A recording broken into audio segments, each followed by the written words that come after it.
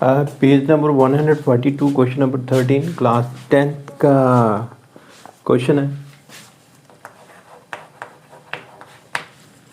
क्या कहता है question?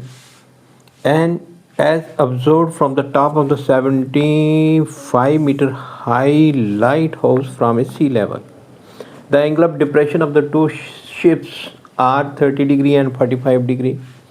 If one of the ship is exactly behind the other on the other side of the lighthouse, find the distance between the two ships.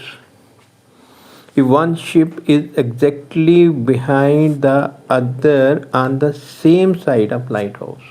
ठीक है, तो पहले तो light house ये हमारे पास सी लेवल हो गया और ये हो गया हमारे पास लाइट हाउस।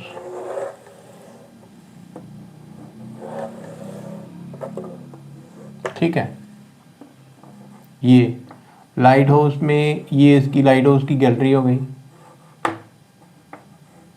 ठीक है, तो इस पॉइंट से देखा गया है as observed from the top of the lighthouse 75 metre high. Lighthouse की हाइट कितनी है? 75 मीटर। ठीक है, from the sea level, ground से, सी लेवल से। The angle of depression of two ships are 30 degree and 45 degree. यहाँ से देखा दो शिप्स को, एक शिप यहाँ पे है और एक शिप यहाँ कहीं है। ठीक है, क्या देखा कि इनका angle of depression, angle of depression कैसे बनेगा? ये पैरेलल लाइन ड्रा करेंगे, ये होगी गैलरी। यहाँ से खड़े होके देखा, गैलरी पे खड़े होके देखा कि angle of depression of the two ships, one angle is 45 degree and another angle is 30 degree.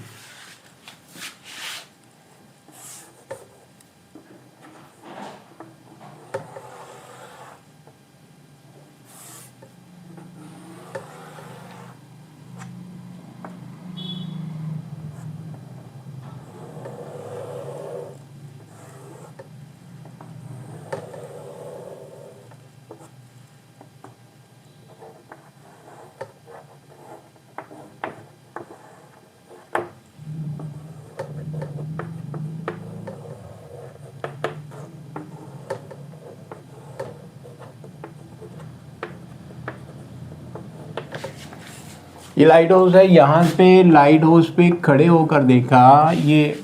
ठीक है, तो टॉप का एंगल, टॉप पे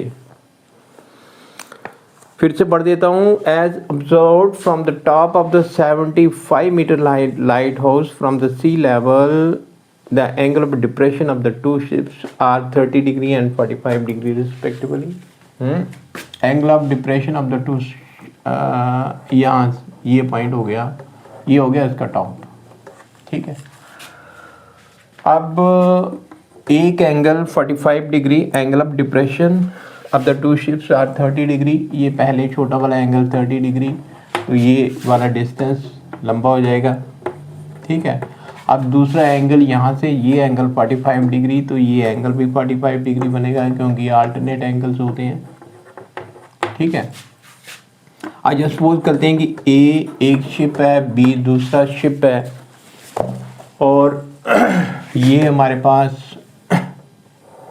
ये वाला, अगर इसे मिटा दें हम, ठीक है, एक ही लाइन लें, तो ये सी हमारे पास हो गया foot of the light house, और डी ये पॉइंट हो गया, डी ये पॉइंट। ठीक है, हमने फाइंड करना है distance between the two ships. हमने निकालना क्या है? ए बी निकालना है। ए बी क्या चीज निकालनी है? Distance between the two ships. ठीक है, अब ये एंगल 45 है, ये लाइन पैरेलल है, ये लाइन भी पैरेलल है। ठीक है, ये एंगल 45 हो गया, तो ये एंगल भी 45 हो गया। क्लियर हो गया? आज दूसरा वाला एंगल, ये एंगल 30 है, तो ये एंगल भी 30 हो गया, ये भी क्लियर हो गया। ठीक है, और ये हाइट हमें 20, ये सी डी हाइट दी गई 75 मीटर। सी डी गिवन क्या है? C D 75 metre, it is the क्या हाइट ऑफ द टावर। अच्छा, उसके बाद में एंगल DAC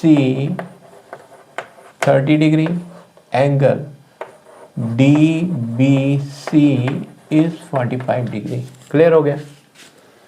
अच्छा, हमने निकालना है AB, ये वाला AB निकाल।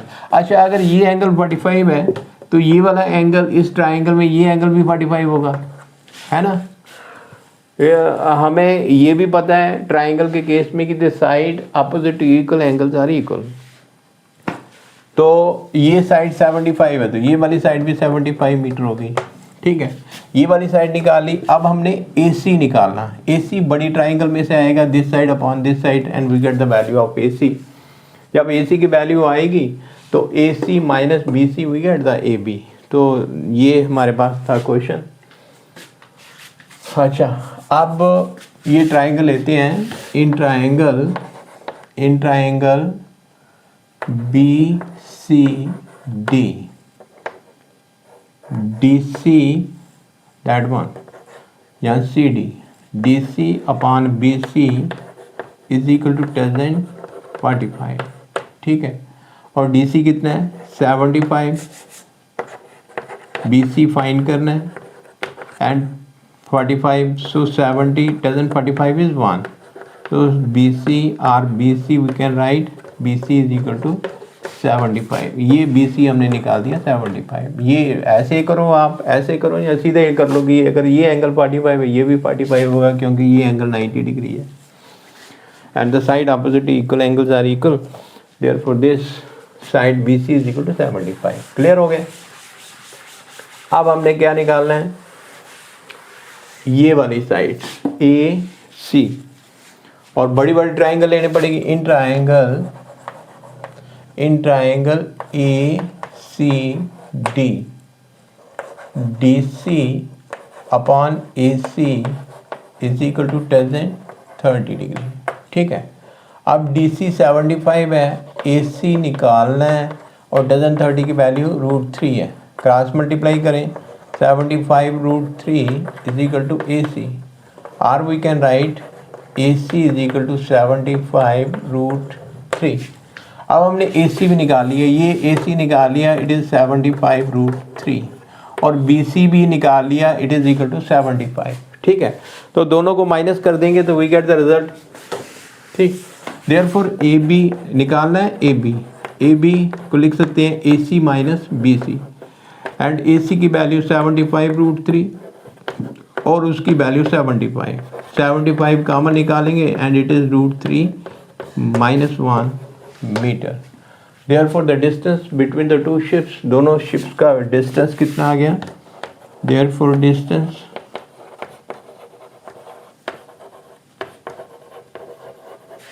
Between two ships they are 75 √3 - 1 in metre. Question समझ में आया। एक बार फिर से बता देता हूँ। एक टावर है जिसकी लेंथ है 75 मीटर, और टावर के टॉप से देखा गया है कि एंगल ऑफ डिप्रेशन, यहाँ पे एंगल ऑफ एलिवेशन नहीं है, एंगल ऑफ डिप्रेशन है। टॉप से नीचे की तरफ देखो तो वो एंगल ऑफ डिप्रेशन आता है। टॉप से नीचे हॉरिजॉन्टल, ये टॉप से नीचे कोई भी ऑब्जेक्ट होगा उसको देखो तो वो एंगल ऑफ डिप्रेशन आएगा। तो जब एंगल ऑफ डिप्रेशन लेते हैं तो हॉरिजॉन्टल लाइन एक लेनी पड़ती है। इस हॉरिजॉन्टल लाइन से एक एंगल 45 डिग्री है और दूसरा एंगल 30 डिग्री है ऑफ द टू शिप्स। तो जो 45 डिग्री होगा वो पहले होगा, मतलब ये टावर के पास में होगा, और जो 30 डिग्री होगा वो टावर से दूर होगा। ठीक है, ये एंगल 30 डिग्री, तो ये वाला एंगल भी 30 डिग्री, क्योंकि ये लाइन दोनों पैरेलल हैं, ये ट्रांसवर्सल इंटरसेक्ट करती है, तो अल्टरनेट एंगल्स आर इक्वल। ये एंगल 45 है, ये भी 45 हो गया। ठीक है, ये एंगल 45 हो गया, हमने ये वाली ट्राइंगल ली। अब इस ट्राइंगल में ये वाली साइड 45 है तो ये वाली साइड भी 45 होगी, क्योंकि ये टेजन का फार्मूला यूज़ करके हम निकाल सकते हैं, या ये भी निकाल सकते हैं। ये 45 है, ये 45 है, तो दोनों साइड्स आपस में बराबर होती हैं, तो ये 75 है, ये भी 75 होगी। ठीक है, अब हमने ये बड़ी बड़ी ट्राइंगल ली, इस ट्राइंगल में in triangle ACD this side upon this side opposite to angle theta upon side adjacent to angle theta, ठीक है। तो वो हो गया 75, ये वाला 75 upon AC is equal to 1/√3, cross multiply किया 75√3 is equal to AC। So we get the value of AC is equal to 75√3। AC की वैल्यू आ गई 75√3, BC की वैल्यू निकाल ली है 75, 75√3 minus 75 we get the value of AB। और यही हमने फाइंड करना था distance between the two ships. तो ये क्वेश्चन कंप्लीट हुआ। उम्मीद करता हूँ कि आप बच्चों की समझ में आया होगा। ये क्वेश्चन नंबर 13 था क्लास 10th का, ठीक है। तो एक ही वीडियो बनाता हूँ, एक ही क्वेश्चन का वीडियो बनाता हूँ। उम्मीद करता हूँ कि आप बच्चों की समझ में आया होगा। Thank you.